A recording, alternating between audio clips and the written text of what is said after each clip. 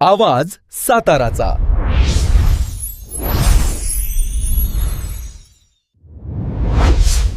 आवाज साताऱ्याच्या न्यूजमध्ये आपले स्वागत आहे।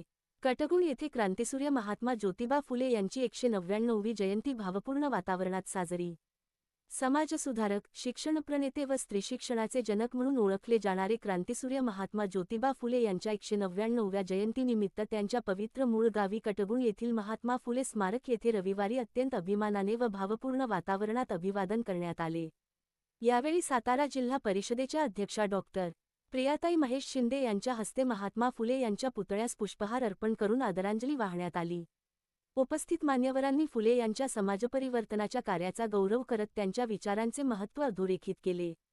या प्रसंगी जिल्हा परिषदेच्या कृषी व पशुसंवर्धन समितीच्या सभापती सौ. लताताई कर्णे, वडूज पंचायत समितीच्या उपसभापती सौ.